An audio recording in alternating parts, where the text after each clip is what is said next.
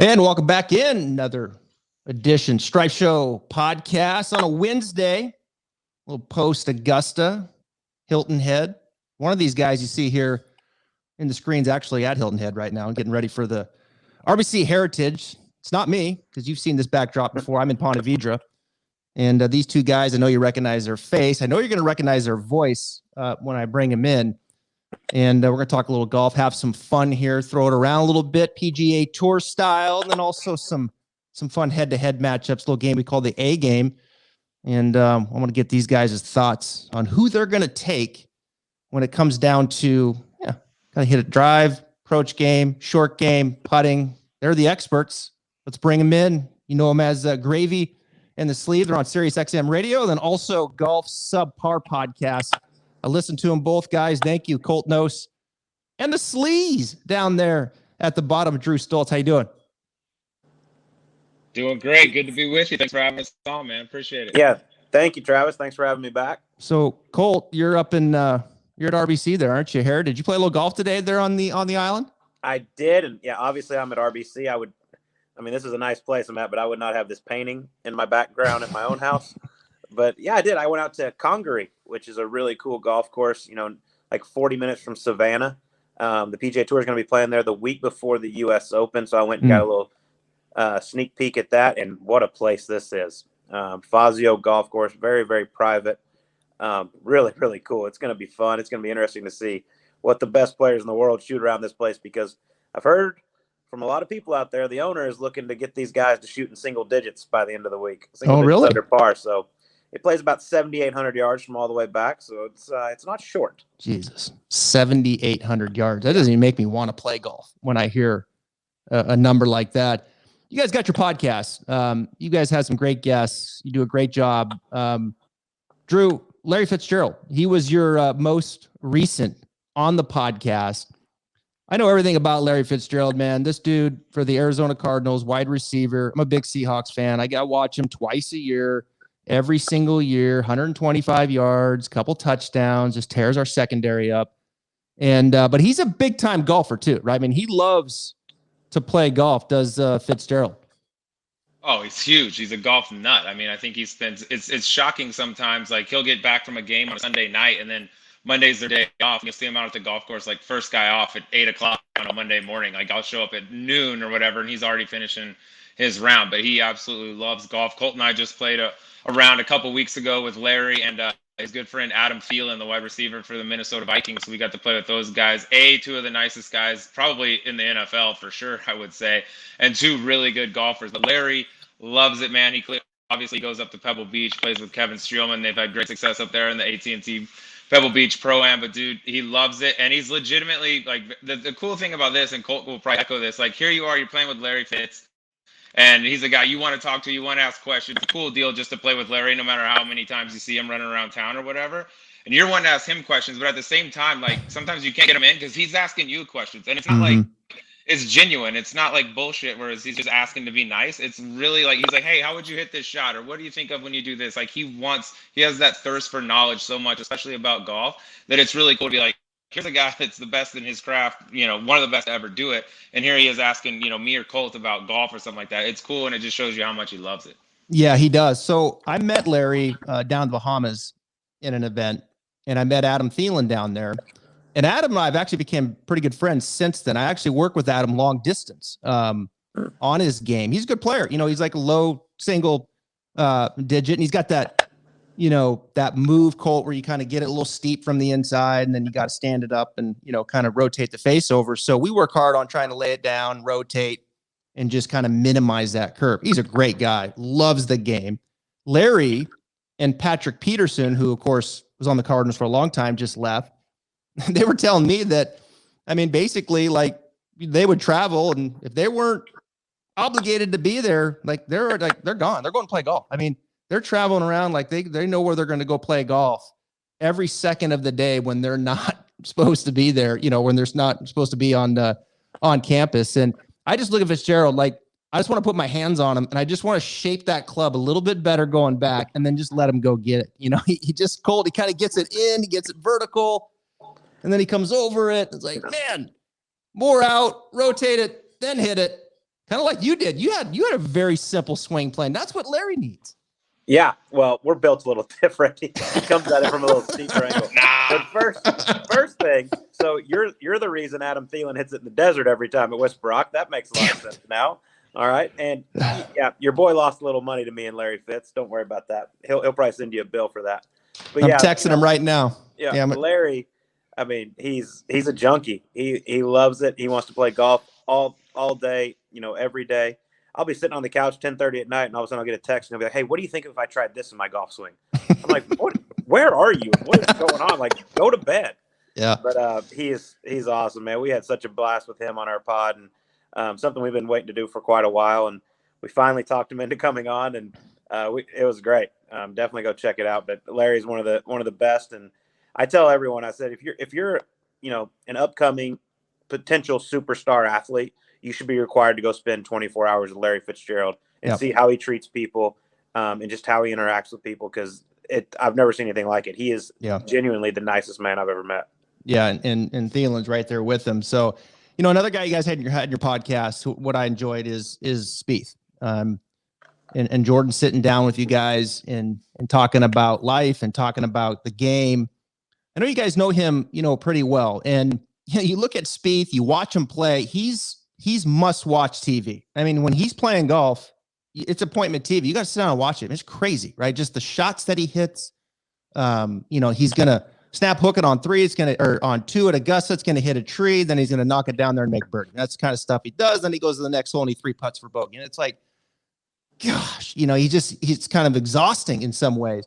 But it's up and down. It's exciting. His career really has had the peak, 3 major championships, and then he lost his game. He lost his putter, and he lost his driver, and things got pretty dark there. Can you give us, the audience here, just a little insight, maybe just how dark, how bad did it get for Spieth, who is a genius at the game of golf and couldn't find it off the tee for a couple years?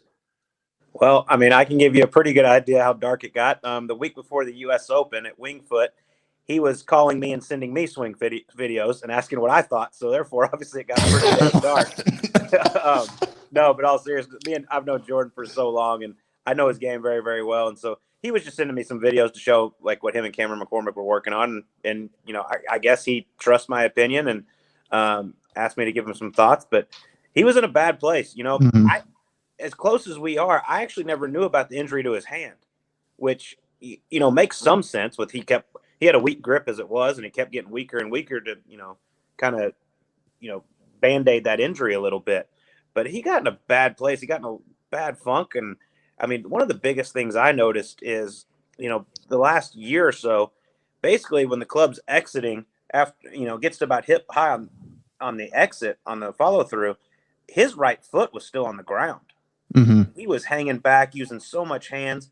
And that's the first thing I told him. I mean, if you go back and you screenshot when at the 2015 Masters or the 17 Open, like, he's going. I mean, the right foot's up off the ground. He's powerful. He's more open. And for some reason, he started hanging back on it. He told me he wasn't feeling comfortable pushing. And I was like, man, well, the way you're at with your weak grip and the club face is obviously open, you hang back. If you don't flip it, it's dead right, like we saw in 17 at the Open Championship that went 9 miles right. Or if you do flip it, you're snap hooking it. So there was just so much timing involved with him. Yeah. And I don't know everything they've worked on, but whatever they've done a great job. I took a screenshot of one of his swings, a few weeks ago and sent it to him.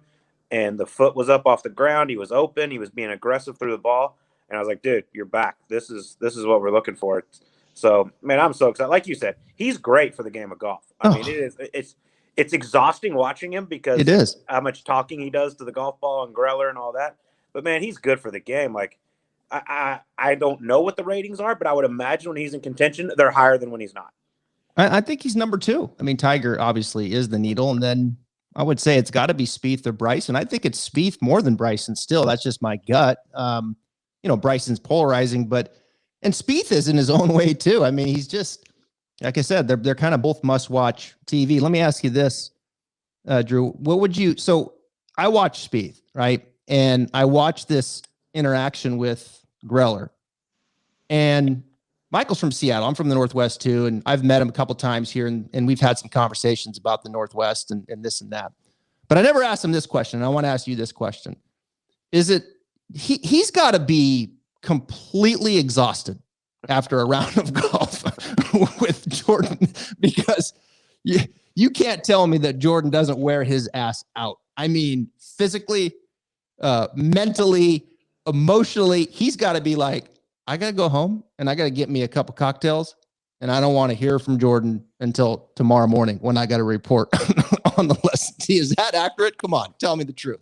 I mean, yeah, it's got to be. I mean, you just when the cameras do get on Jordan Spieth and Greller and they're able to capture those conversations, like some of these things, I'm like, oh my god. Like take for instance, perfect example. A couple weeks ago, Valero Texas Open, the 72nd hole. He's got a lead. He's sitting there like he potentially could reach that green with a 3-wood, but there's water all around it. There's disaster. A par is going to get it done unless Charlie Hoffman somehow makes an eagle from the the right rough. And like Colt and I talked about this, but I'm sitting there watching. I'm like, what is this discussion that's happening? You grab an 8-iron, you grab a 7-iron, whatever it is, you flick it out there, you knock a wedge on the green. I don't care where it goes.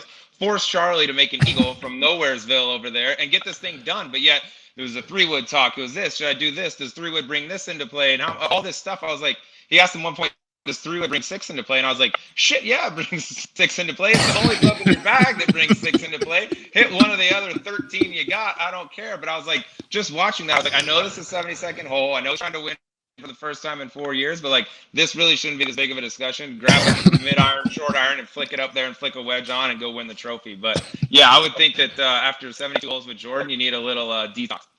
Oh, but that's what makes it so fun to watch too. Yes, I mean, it's not just Spieth, it's Greller. He handles it like he handles it, at least from my opinion. And I'm not an expert caddy, but so good. I mean, if Greller, yes, it's a tough job. It's a great job, but I think every day Greller goes and he goes, you know what? I was probably making about $40,000 a year being a high school or middle school teacher. I can put up with this kid and live the life I'm living right now because things are pretty good. But by the way, Sleaze, I forgot to tell you this. And Travis, you'll love this. So a couple of years ago at the Masters, he wore my Big Gravy Pale Ale T-shirt underneath the Masters jumpsuit. So this year I had it all lined up. He was going to wear our Subpar podcast, our Get Amongst It, or one of our Birdie Juice ones. And he heard about us hating on him on Gravy and the Sleaze for maybe letting him hit 3-wood.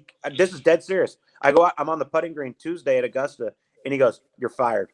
Greller did. And I'm like, "What?" He goes, "I heard you were hating on me for maybe letting him hit 3-wood there." I was like, "Dude, stop." I get paid to give my opinion. I thought it was stupid. I thought, let me just hit 8. He goes, "Nope, not wearing it this week." I was like, God, yeah. We gotta be more sensitive with Greller. Greller, we love you. However, we do have to say, almost letting him hit 3-wood, I will support that fully. That was probably not the right decision, but we love you and please wear one of our shirts during the tournament.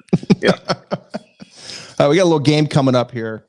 It's called your A game, and we'll give him a little tease here. You ready for this? A game, strokes gained, short game, all encompassing, wedge, putter. Who you taking, Spieth or Reed?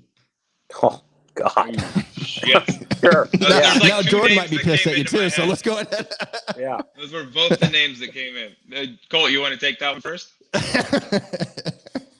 Oh man, that's brutal. I mean, I consider Patrick Reed the greatest around the greens of anybody on the PGA Tour. I consider Jordan Spieth possibly the best putter when it matters. Okay. And I'm going to say just because of wedge game, I'm going to go Spieth. Yeah, I would have to see that. I'm pretty much in line with Colt there. Around the greens, I don't think Patrick Reed takes a backseat to anyone. And I think his putter in big moments too is up there with a Jordan Spieth. I think I'd give it 1A to Jordan, but I don't know, like, if you're scaling wedge out to like 100 yards, I don't have Patrick Reed's stats or Jordan's in front of me right now. It'd be hard for me to go against anyone. Those were the two names when you first named them. I thought you were going to say, who do you take? And I was going to be like, Reed or Spieth. So those are the two. I mean, it's 1A and 1B, but if I had to, probably lean on Spieth just because, like Colt said, under the gun, there's nobody I want putting a 6-footer that matters for everything more than I want Jordan Spieth. Yeah. I don't think I've ever watched a player, I'm 43, where I felt like he was going to make it every time he chipped the ball and putted the ball more than Jordan. Yeah. I mean, it's just unbelievable. I mean, he chips in, it feels like twice around. I mean, it's just like, he is such a good. I mean, around the greens, I feel like you can put them anywhere. Like, be like, this is a 1 out of 10 up and down, and they do it. Like, it's just, I mean, you look at Jordan, I believe at San Antonio, what was that, 17, when he was way left, pretty much off dirt, nothing to work with. Yeah. And got it up. Like, it's just silly. He's nasty. What was it on Sunday on 14, the shot in front of the green that he hit to the back pin, and he carried it back there. I was just like, man, that shot, it was kind of like it was like a little scrapey lie, looked like kind of on a downhiller, and he hit it so high. And I was just like, wow. How about the shot on 8 when he hit it left on his second shot? What was that, Saturday this past week at Augusta? I mean, that was a joke, that thing. I was like, that went from dead to birdie in 2 minutes. I mean, there's just not many guys that hit those shots. Well, then he pitched it on 10, just short left. And I swear to God, he was already on the green when it went in the hole, because he pretty much knew he was walking it in, pitching the ball. It's silly. It really is. And to your point, it's so good to see him back. I get a lot of questions. Do you think, probably the number one question through my platforms that I've received is, do you think Jordan will make it back? And my answer undoubtedly was yes. And the reason is because Jordan was still scoring even when he was struggling. Like, he's snap hooking all over the place, can't find it. And he comes in, he's like, he just shot even par. Like, how in the hell did he just do that? I mean, he can't find it off the tee, and yet he shoots. Yeah. Even. There's no quitting the kid. I mean, no. If he hits it good, it's game over for everybody else. Yeah, it's true. It's good to see him go off it, the fade. I was kind of begging for it. I was hoping that he would go to the fade, but it's good to see that he's finally went to it, and he's hitting some draws now too. I saw a couple draws at Augusta. Got him in trouble on 9. He hit the one hook, but the fade really has helped him get out of the funk. Let's transition this thing to the Masters. Colt, you were there. And I don't think you didn't play in the Masters, right? As a player. No. So was this your first time attending there at Augusta? Yep. Monday was my first time on the grounds. I went out and I walked all 18 holes by myself. There was very few patrons. I still can't get that word out of my head after having to say it so many times last week. But yeah, it was a special week for me last week. That was really cool to be around there. What do you think of Hideki, Drew, when you think of Hideki Matsuyama, right? I mean, it's crazy. Like, he was showing very little form coming in. He hadn't really been in the hunt much at all. And he shows up. We know he can hit it, but to me, it looked like he was just grinding on his putter.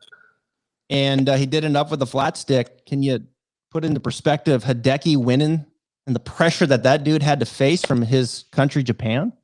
Yeah, I mean, it was unbelievable, and I think we all kind of have the same view of Hideki, right? When you think about Hideki's game as a whole, what do you think of? Elite tee to green ever since he came out on tour. I mean, he's in that top, tier discussion in terms of ball striking, and then you think around the greens, and especially on the greens, that's where he's struggled. I mean, I know he drives all the like big time, like sharp gamblers crazy because they think putting is kind of hit or miss, and ball striking is where you put all your money. And he's the guy all the time with ball striking, and his putter never cooperates. We've seen him. I mean, it was just like a month or so ago where he had the toe of the putter way up in the air. We've seen him tweaking with things. We saw all that work he was putting in on the Masters on the green late at night, and got all the, he's got the laser out. He's doing everything he can do. And finally, this week, I thought the most impressive thing, because we expect Hideki to hit it well, was his chipping around the green. I thought his putter was good. It was much improved, and it was good enough to win. But the way he pitched the ball around the greens, that's something I don't think of when I think of Hideki Matsuyama as a great pitcher of the ball. And I think that ultimately is kind of what won him the golf tournament, because even when he does have his few misses here or there, he's able to get it up and down. And if he's doing that, if you scale that out for a long period of time, he's going to be tough to beat, just because you can count on that ball striking pretty much every week he tees it up. Yeah, he's a great ball striker. I mean, he kind of streaky. I mean, he's always a solid ball striker, but when he really gets it going, man, he gets it dialed in. And after, I don't want to make too much of the rain delay coming back, but man, that stretch of golf that kind of just separated the whole thing right there. When he came back out, he just took dead aim and was really never missed a shot. After the rain delay, something just hit me here. Odd question, Sleaze. Has anybody ever come up to you from behind, slapped you on the ass, thought you were Matt Every? Only after they see me swing or after they see me throw my club. That's the only times I get the comparison. If I chunk an 8-iron into a lake, then there's a good chance I'm going to look a lot like Matt Every after that. But no, I hadn't heard that, but I take that as a compliment. Yeah, it is a compliment. You guys got the visor from behind. I was like, damn. And I see Matt all the time. I know Matt. He's a nice sized melon on him. So yeah, it would be easy to mix up until we swing. Here's a question for you. The questions get easier as we go, by the way, on these A games. This isn't necessarily an A game, but who's going to win the Masters first, Bryson or Rory? Rory. Yeah. I think I've said this since day one, even when everybody was going nuts in November, that the Masters was, his to lose. Even Jordan Spieth said that. Bryson is so reliable on the greens book. Like, I don't think he's a good greens reader when he doesn't have any help. And unless he somehow gets someone to make him a greens book for Augusta, or he goes out there and makes one himself, I think that place drives him nuts. I mean, I covered his group on Sunday for the featured groups. He was way back. And I mean, the amount of putts he misread and his speed was terrible. I was shocked. And I really, really, I mean, if you watch him on any other PGA Tour event, he's in that book. Even back in the fairway, he's looking to where he can leave himself the easiest putt, and then he is grinding in that book until the time he hits the putt. And I think Augusta National, the greens drive him nuts. Yeah. You agree with that, Drew? I absolutely agree with that. I think Rory's in, we're seeing Rory not play the way we're accustomed, but I think he could snap out of that in 1 second and he'd be back. He's got to tighten up that putter a little bit. But like Colt said, I think when I think of Augusta National, I think it just suits more like kind of artists and guys who can create shots, and Bryson being a guy that wants to make everything science and things like that, and especially on the greens with no green reading books, it just seems like it's not. I think it just makes his head explode. I think he's trying to compute too many different things, and at some point he needs to get out there and play golf, and it's really hard for him to do because we've seen 2 Masters now since he did what he did at Winged Foot, and everyone was talking about. I mean, we were talking about Bryson proofing Augusta in November before Bryson got there. I mean, you know what I mean? He'd won 1 major, and all of a sudden it's like, what's he gonna do What's he going to do at Augusta? He's going to kill this place. And now he's had 2 runs around that place, and he hasn't really sniffed it. So I just think he has not cracked that code yet. Not to say that he won't in the future, but I mean, Rory, you got to think if he comes in there, all systems go. I mean, it's been his to lose before, and I think he'll get back there again. Ever since Bryson said it was par 67, he shot in, I think, 1 round in the 60s, and it was 67 on Friday this year. Like, it's just owned him since he said that. And with Rory, he's in a funk. He's going to get out of this thing. I mean, I think he's 31 years old. He is way too talented not to turn this thing around. And the way he drives the golf ball, 1 week he will get hot and pick apart Augusta National. So you guys are going to get Rory McIlroy before I am on your podcast. So when you guys get him, can you ask a question for me? And just ask him, just Rory, what the hell are you doing chasing distance? I mean, seriously. Yeah, that was surprising to me. Doing? Yeah, I had his group at Torrey Pines on Thursday, and it was the most unbelievable display of driving of the golf ball that I'd ever seen. He was out driving Brooks Koepka by 30 yards, hitting it in these 15-yard wide gaps, 320 off the tee in San Diego, where the ball doesn't go that far. Yeah, I didn't understand that one. I don't know if that was a cop-out or if he actually seriously was, but there is one club in his bag he doesn't need to touch, and that's the driver. Yeah. I mean, he could quit playing golf tomorrow and retire, and I think he'd be in the conversation for greatest drivers of the golf ball to ever play the game. I mean, so him identifying the driver as the thing, that'd be like Steph Curry saying, "Oh, how do I get better as an NBA player? Oh, I need to change my jumper." Like, no, forget defense and forget anything else. Forget getting to the basket. I gotta shoot better. It's like, dude, no, that's what you do better than everyone else in the world. Like, maybe leave that alone. And I honestly think there should have been someone in his camp when he started making these and saying, this is what I'm going to do, that had to come and like shake him and say, no, dude, you don't need to do that. Let's go over here and hit some wedges and do the things that Dustin did when he, catapulted all the way to number 1 in the world, because the driver ain't a problem. Do guys get bored? I mean, these guys, they just get bored and they're like, you know what? I think I need to do that. I think I need to try that putter. Right. Sometimes I just look at guys, I'm like, DJ looks bored to me. Rory kind of looks uninspired, and it's like it's human nature, isn't it? Yeah, well, I would say like none of these guys, I mean, they're all fantastic. They're, unbelievable how good they are. But like Tiger Woods got bored, in my opinion. That's why he changed his golf swing as many times as he did. He's just like, oh, I'm killing everyone. Let me go ahead and see if I can maybe try this and still do it. These guys, I mean, none of them should be bored because the competition's so high right now and nobody's winning at a rate like Tiger Woods was. I mean, I think Dustin Johnson doesn't get near enough credit for how hard he works. I mean, he busts his ass out there nonstop. I mean, look what he's done with his wedge game. I mean, he's a grinder. He's out there. I mean, he doesn't – just because I don't think, you don't see him on social media hitting balls, doing the work in the gym. He's doing it. He's just not showing everybody that he's doing it.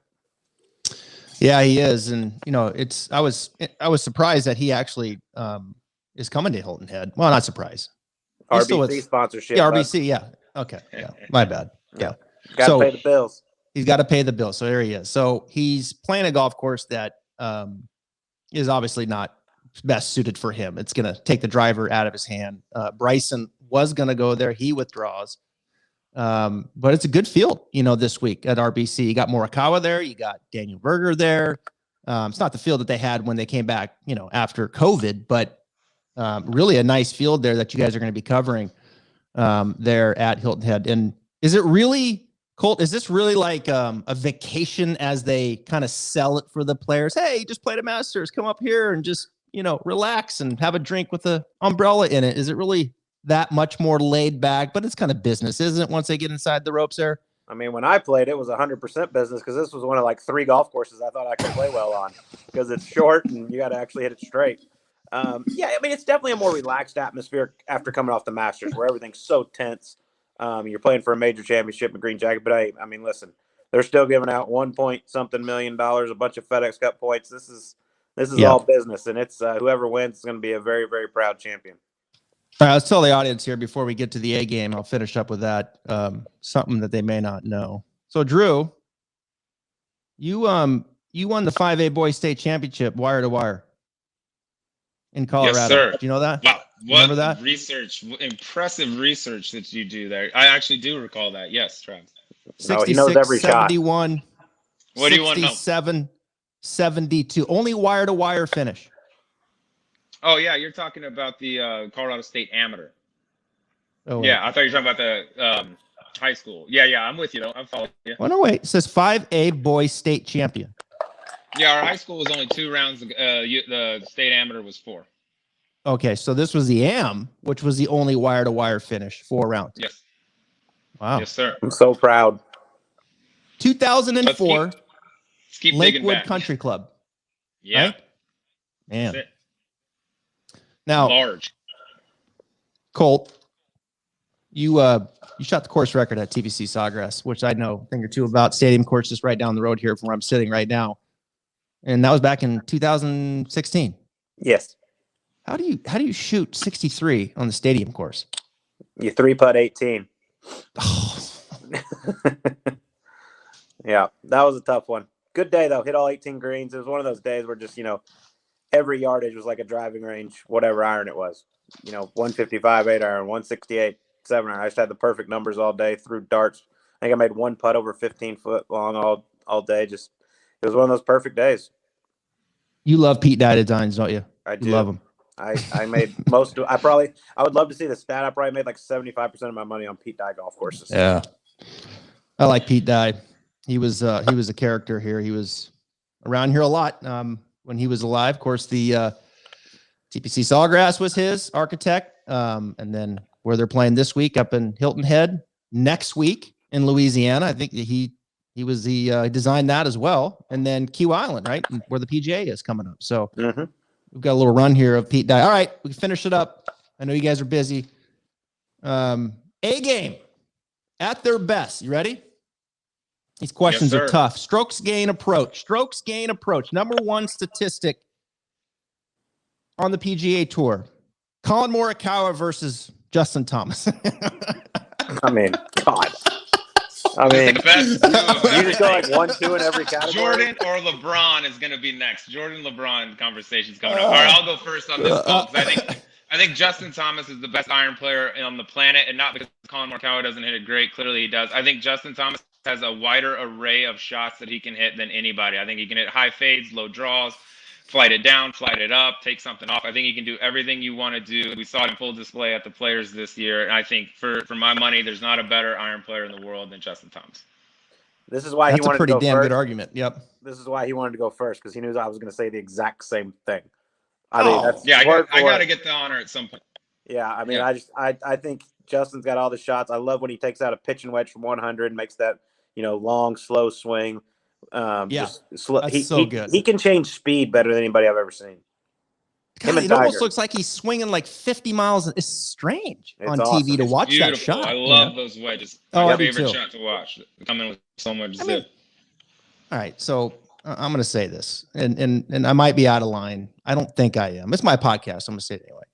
So, I mean, it's a little weird, right, that JT's mom and dad's there every single week. I mean, I know JT's dad's his coach and this and that, but like, is that A little weird. I mean, my mom and dad, I love them, and I would want them to watch, but I guarantee they would get sick of me after about a week or two, and I'd probably get a little sick of them, and we'd have to take a little break. Is it a little weird? No. If I was making about $10 million a year on the golf course, and that doesn't even count off the golf course, whatever I'm doing is going to keep on going. So, Okay.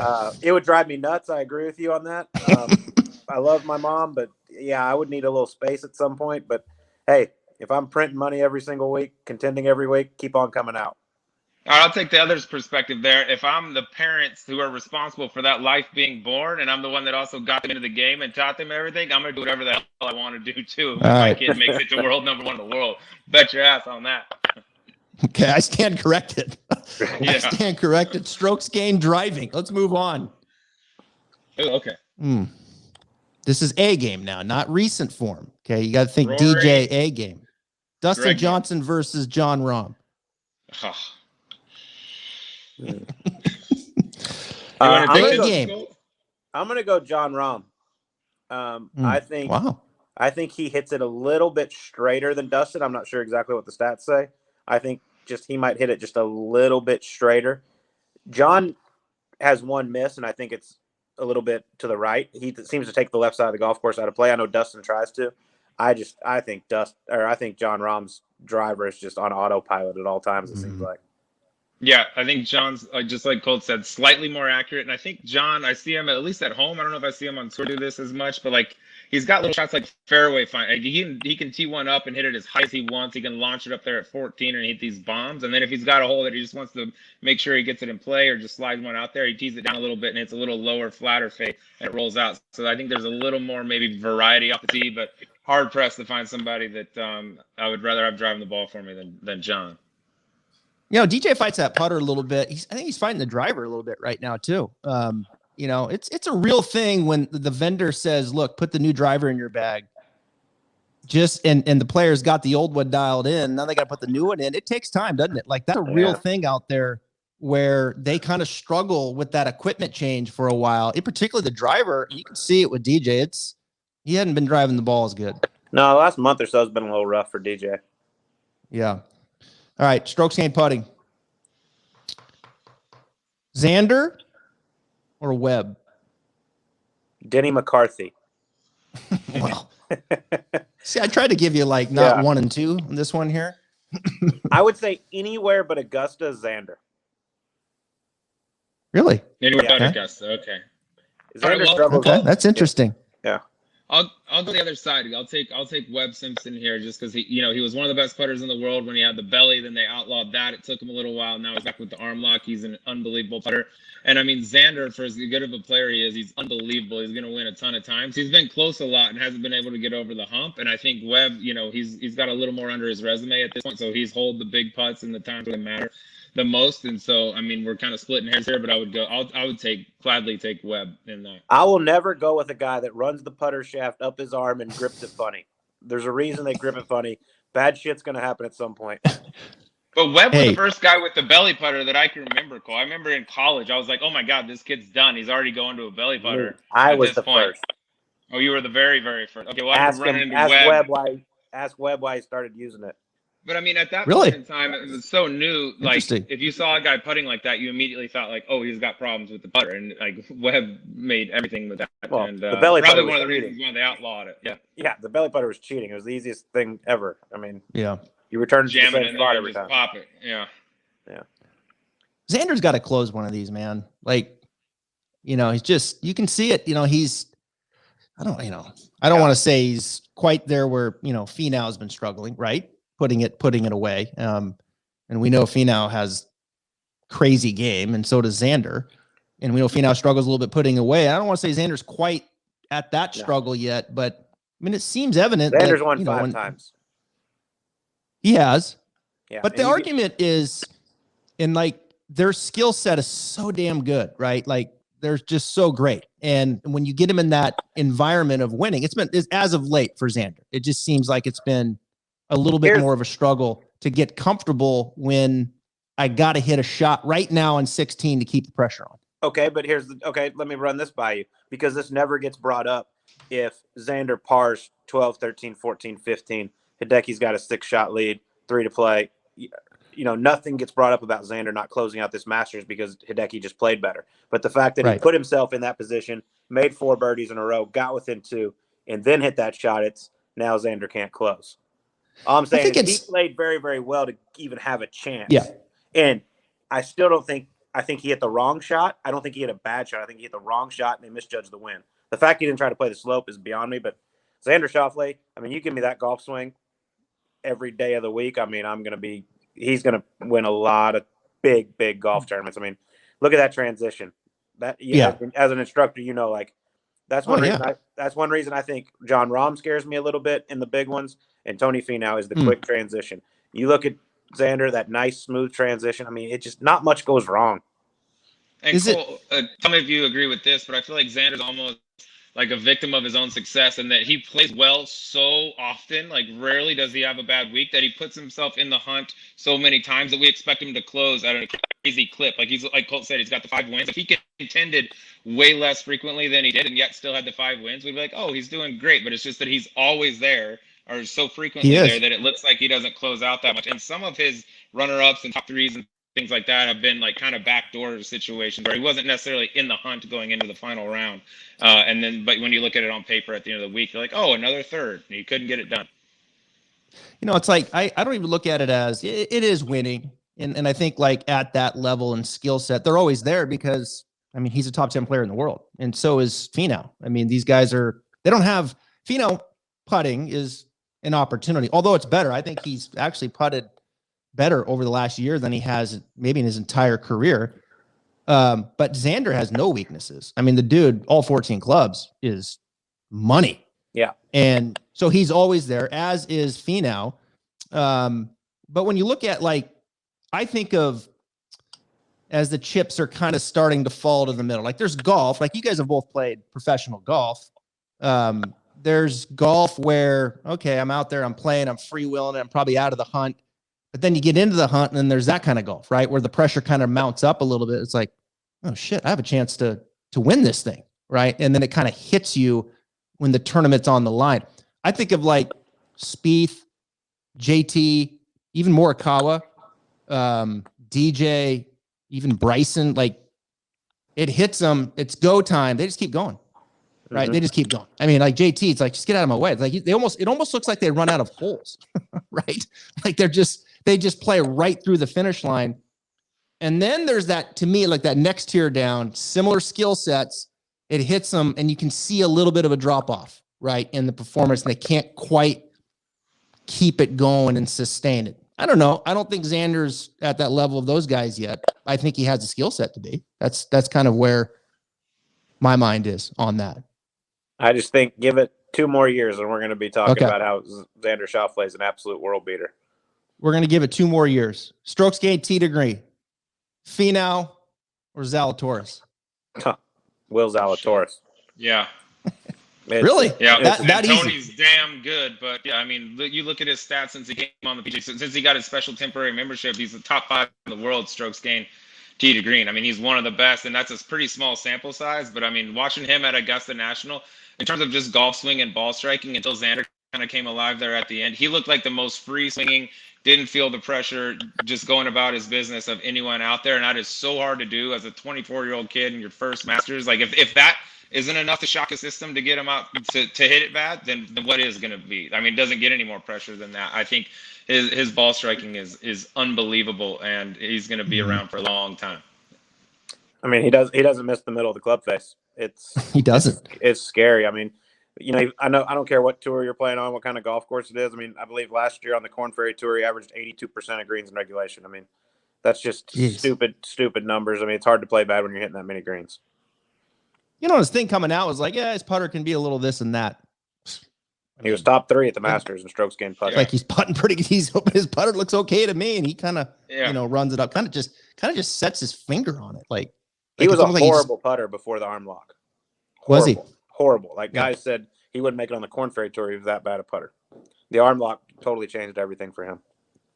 I just did a breakdown for PGA Tour social media on his swing. If you look at his swing, he does one of the most unusual things. In fact, I don't know if I can think of another person that does this. He's there at the top, right?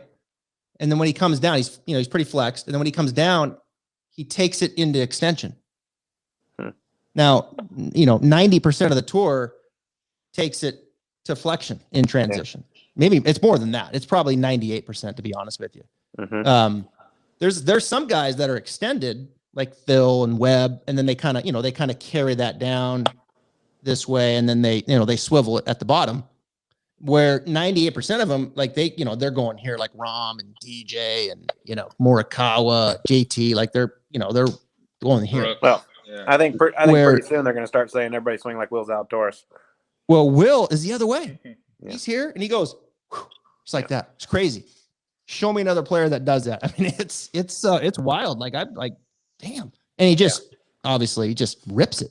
Just rips it at the bottom. So if any coach gets their hands on that and they touch that golf swing, I'm going to personally rip their arms off of them, because just leave that alone and let greatness be great. It is spectacular to watch. That's right. Last question. A game. Who do you want? Strokes gained putting. Kevin Na or Patrick Cantlay? Kevin Na. No, I'm sorry. Strokes gained short game. My bad. Strokes gained short game. Round the green. Na or Cantlay? Kevin Na. Either one, I'm going Kevin Na. Yeah, I would say Kevin Na too. We've just seen tournaments where Kevin Na has like literally won the golf tournament with his putter, just holding weird stuff and walking it in from all over the place. And Cantlay, a very good putter, but I can't think of any tournaments off the top of my head where I've seen Cantlay do things that are equivalent to Na. So yeah, I think Na's got that X factor with that putter that when it goes, he can just shoot some weird stuff and stay in that zone. Yeah, he can. Na's kind of must-watch TV too. I got to tell you, like I find myself really enjoying watching him play golf. I didn't like what he did to DJ. I'm sorry. I know it's the rules. I didn't like that.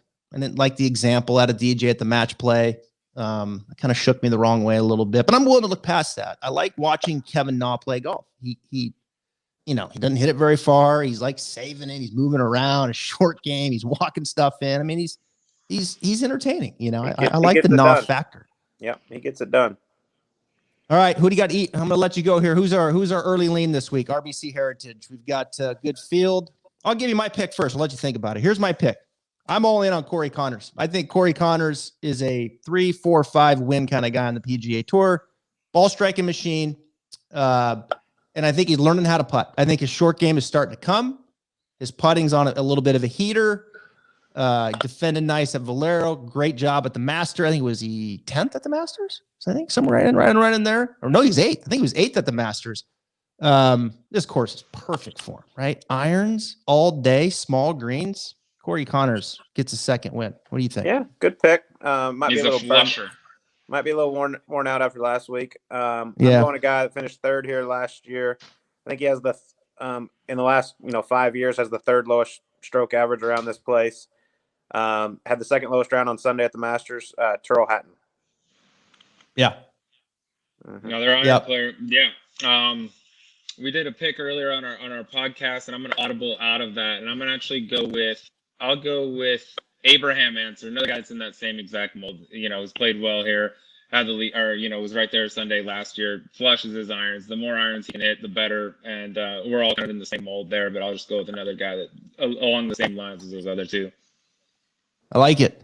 You got to hit your irons here, right? I mean, this is, you lay back, you take the driver out of hand here, but you got to get in position, and you got to be flush at the irons here. You can't be missing these greens and relying on the up and downs, because there's too many good ball strikers. There's too many good iron players. Have a hot putter week. It's off you go. Yeah, it's a fun one. Sir. Much different golf course. All right, guys. Yep. Thank you so much for jumping on. I really appreciate it. Gravy Sleaze, Colt Knost, Drew Stoltz. Enjoy your stuff. The Golf Subpar podcast is really good. I appreciate you coming on mine. Yeah, thanks, Travis. Appreciate you, brother. Thank you. All right. Have a good night. Thank you. Bye.